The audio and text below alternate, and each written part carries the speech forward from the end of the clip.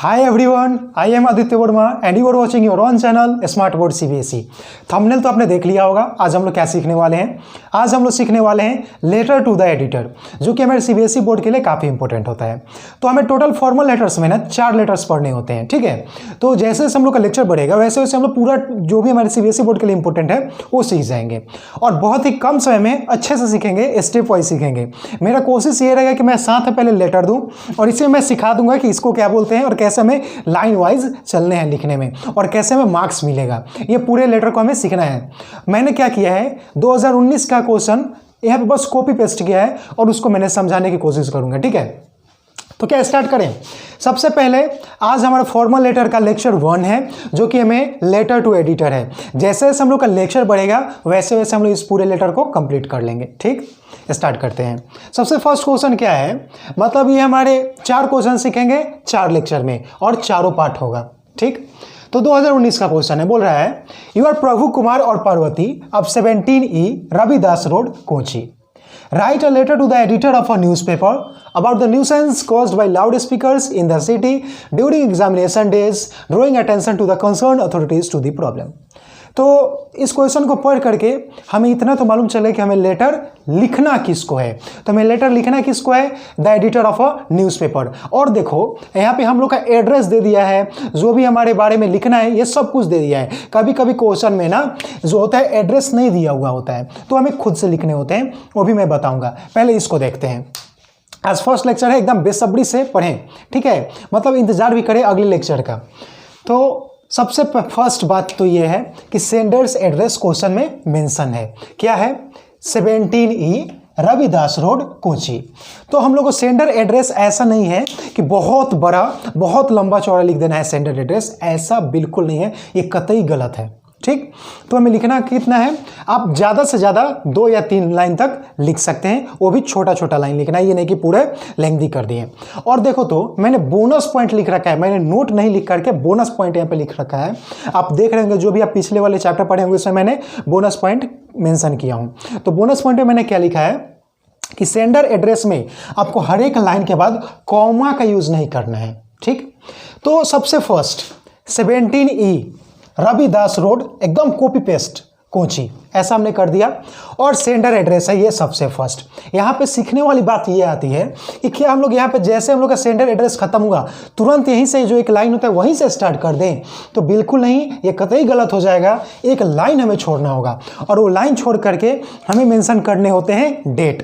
ये लाइन छोड़ करके हमें मेंशन करने होते हैं डेट। और यहाँ पे जरा सीखो फिर से एक बार। सबसे फर्स्ट एड्रेस जो दिया हुआ होता है उसको डायरेक्ट कॉपी पेस्ट करोगे। और जैसे देखो लिखने का तरीका क्या है, ऐसा नहीं कि मैंने एक ही लाइन में दोनों को लिख दिया है, मतलब सब कुछ मैंने एक ही लाइन में लिख दिया, क्या नहीं ना, ये भी हमें सीखने हैं। और यहाँ पे एक लाइन तो होगा ना जहाँ पे लिखोगे कॉपी में आंसर शीट में, तो यहाँ पे एक लाइन तुम्हें छोड़ने हैं, फिर तुम्हें डेट लिखने हैं। अब डेट लिखने में हमें बोनस पॉइंट क्या सीखना है, इसमें हमें बोनस पॉइंट ये सीखना है कि क्या जो आज हम लिख रहे हैं 8 जनवरी 2024, तो क्या हम इसको ऐसा लिख सकते हैं? दोनों का तो बात एक ही है, तो बिल्कुल नहीं, ये हो जाएगा गलत। तो क्या हम इसको ऐसा लिख सकते हैं 8 Jan 24? ये भी हो जाने हैं गलत। तो सही फॉर्मेट क्या है, इसको तुम एकदम करेक्ट, मतलब बिना टाइम को ऐसे सोचो कि जल्दी जल्दी में लिख दिए, तो ऐसा बिल्कुल नहीं सोचना है, तुम्हें एकदम टाइम दे करके लिखने हैं। इतना है समझ में। अब जरा देखो फिर इसके बाद क्या होगा, एक लाइन तुम्हें छोड़ने हैं। और तुमने जब ये लेटर पढ़ा क्वेश्चन तो यहाँ पे देखा था कि इसको लिखना है हमें द एडिटर को। तो सबसे पहले अब रिसीवर कौन है, तो रिसीवर एड्रेस में हमें लिखने होते हैं द एडिटर, जिससे तुम्हें लिखने हैं। तो द एडिटर था। अब जरा यहाँ पे मेरी बातों को सुनो ध्यान से। क्या यहाँ पे ऐसा बोला गया था क्या कि किसको तुम्हें लिखना है, मतलब आखिर न्यूज़पेपर का नाम वगैरह कुछ लिखा था? नहीं, बस ऐसा बोल दिया क्या कि the editor of a newspaper. तो the editor of a newspaper, किसी भी न्यूज़पेपर के एडिटर को तुमने लिख सकते हो, यहाँ पे कोई यहाँ पे दिक्कत नहीं है। द एडिटर द हिंदूज, ठीक है। और कहाँ? चेन्नई में। देखो ऐसा कोई परफेक्ट तुम्हें एड्रेस नहीं दिया गया था कि तुम्हें यहाँ के न्यूज़पेपर को और यहाँ के एड्रेस पे तुम्हें लिखने हैं, ठीक।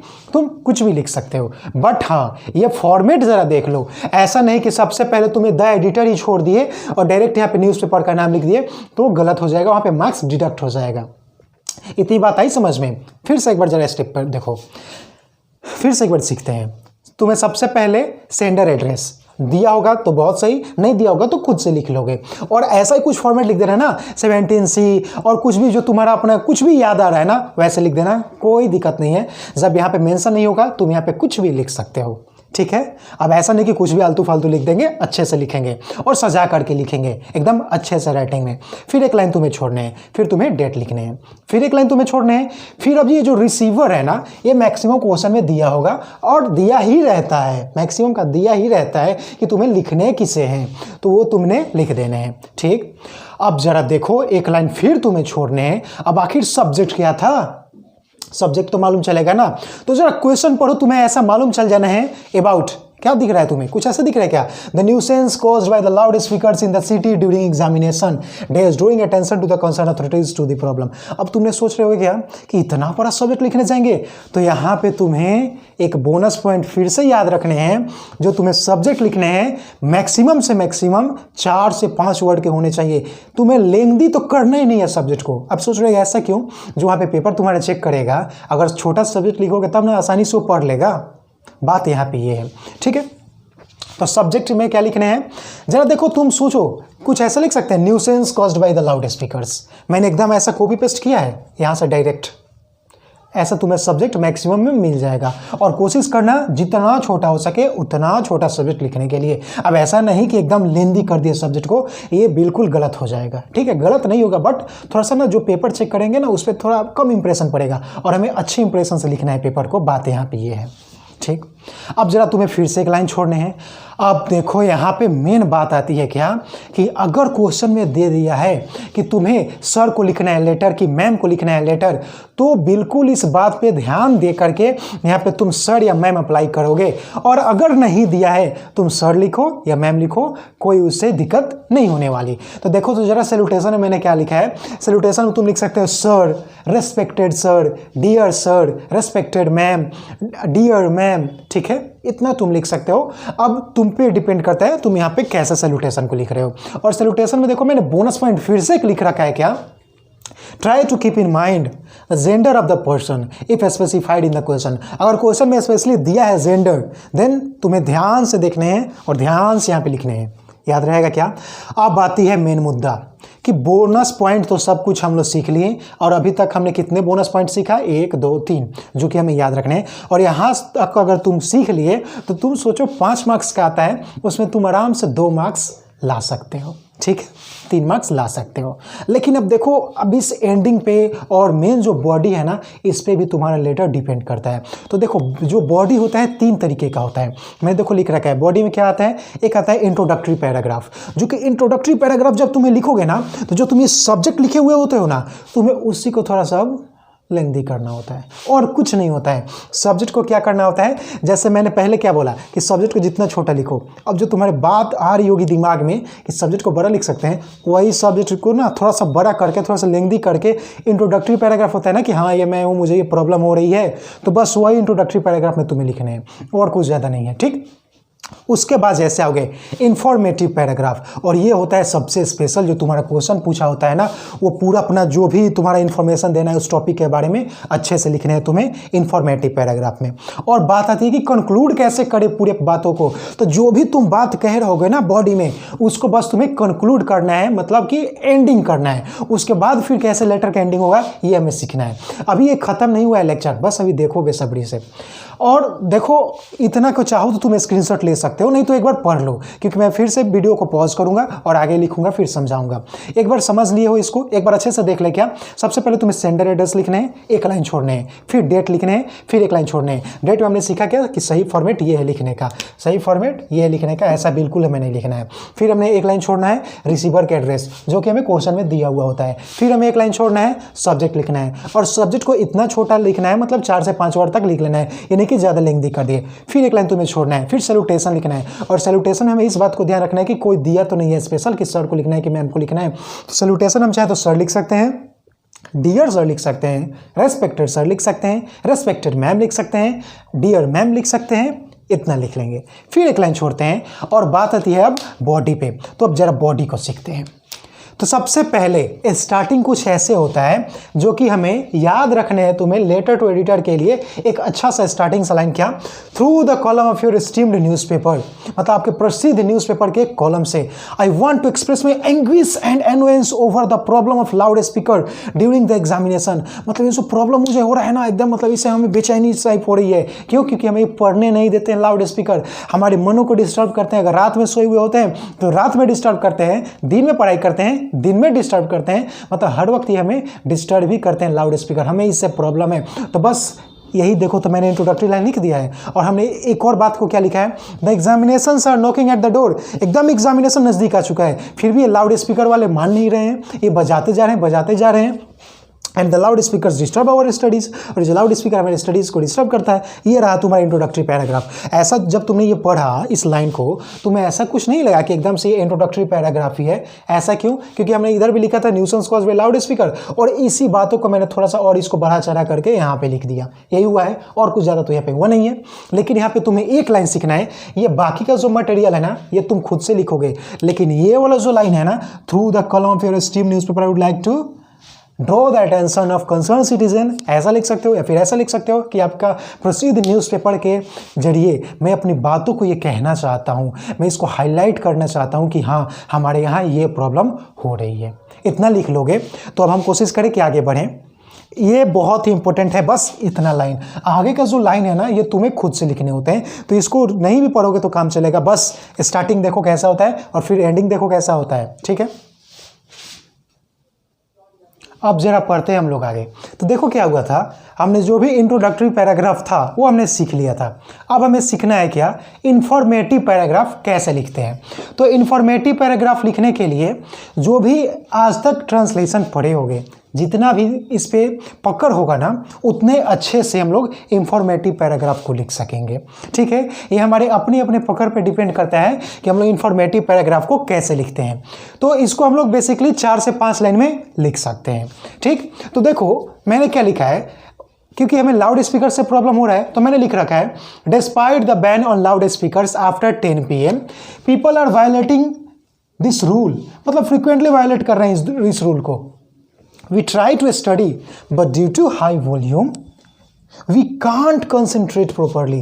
अब हाई वॉल्यूम होने के कारण हम लोग प्रॉपरली कंसंट्रेट नहीं कर सकते हैं, ऐसा बोल रहे हैं। It has become a fatal headache for us. ये हमारे लिए घातक बीमारी बन चुका है, हेडेक बन चुका है।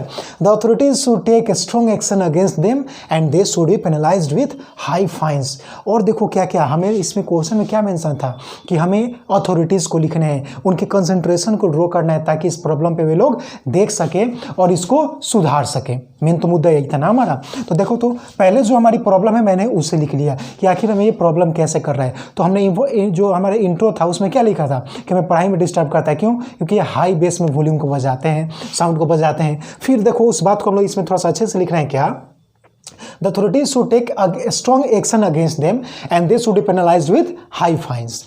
Also, there should be strict laws to play the sound below a certain level. मतलब एक हद तक ही, एक लेवल तक ही वे लोग म्यूजिक को, वे लोग साउंड को प्ले करें, क्योंकि इससे हमें कंसंट्रेशन नहीं बन पाता है पढ़ाई में, इससे हमारा ध्यान भटक जाता है। और अगर दिन में पढ़ने बैठें तो भी डिस्टर्ब होता है, रात में पढ़ने बैठें तो भी डिस्टर्ब होता है। क्यों? क्योंकि जो रूल है कि 10 बजे रात के बाद आपको नहीं बजाना है, बट ये लोग फिर भी बजा रहे हैं। तो मैंने उसी बात को यहाँ पे लिखा है। आप लोग चाहें तो ये जो हमारा इंफॉर्मेटिव पैराग्राफ है ना, इसको और अच्छे से लिख सकते हैं। मैंने बस इसको सिखाने के लिए कुछ कुछ लिख रखा है, आप इसमें और भी बातों को ऐड कर सकते हैं, ठीक है। इसमें आप और बातों को ऐड कर सकते हैं, मैंने उतना नहीं लिखा है, ये आपको खुद से लिखने होते हैं, मैंने बोला जैसे। अब जरा देखो यहाँ पे मैंने क्या लिखा है, कंक्लूडिंग पैराग्राफ। और कंक्लूडिंग पैराग्राफ में जो अब तक तुम्हारा प्रॉब्लम था ना, जो भी ये स्टेप वाइज करके बातों को समझा रहे थे, अब उसी बात को यहाँ पे फिर से अच्छे से कंक्लूड करके लिखना है, क्योंकि नाम ही है क्या, कंक्लूडिंग पैराग्राफ। तो लिखें, देखो क्या लिखा है, I hope that the authorities will take this problem seriously. मैं होप करता हूँ कि जो अथॉरिटीज़ है इस प्रॉब्लम को सीरियसली लें and make sincere efforts to counter it, और इसको सुधारने में एकदम सिंसियर इफर्ट लगाए। And it will be a great boon for us to concentrate in our studies. और अगर ऐसा हो जाता है तो हमारे लिए वरदान बन जाएगा हमारे पढ़ाई में कंसंट्रेशन बढ़ाने के लिए। तो ये रहा एकदम करेक्ट फॉर्मेट लिखने का। लेकिन अभी एंडिंग नहीं नहीं हुआ है, फिर तुम्हें एक लाइन छोड़ने हैं और तुम्हें लिखने होते हैं थैंक यू, ठीक है। और उसके बाद तुम्हें ये जो सिग्नेचर वाला लाइन है ना, ये अच्छे से लिखना होता है। यहाँ पे तुम चाहो तो योर्स सिंसियरली लिख लो, योर्स फेथफुली लिख लो, yours faithfully, yours sincerely, yours truly, ठीक है, इतना लिख सकते हो। और देखो यहाँ पे कुछ गौर करने वाली बात है, देखो तो ये जो Y है ये कैपिटल लेटर है और ये जो S है ना ये स्मॉल लेटर है। तो इस बात को तुम्हें ध्यान से सुनो कि जो स्टार्टिंग वाला लाइन, इसका जो स्टार्टिंग वाला वर्ड होगा ना उसको तुम्हें कैपिटल लिखने होंगे, लेकिन जो सेकंड वर्ड का जो स्टार्टिंग वाला अल्फ़ाबेट होगा ये तुम्हें स्मॉल लेटर में लिखने हैं। इसे कैपिटल लेटर में तुम लिखने की गलती नहीं करोगे, ठीक है। इतना सीखे। और ये जो तुम्हारे तो क्वेश्चन में दिया हुआ था कि आप प्रभु कुमार है या फिर पार्वती हैं, ये तुम्हें यहाँ तक आ करके ये पूरा जो लेटर टू द एडिटर था हम लोग स्टेप वाइज सीख लिए। जो नेक्स्ट लेक्चर आएगा ना इसके आगे हम लोग सेकेंड लेटर सीखेंगे।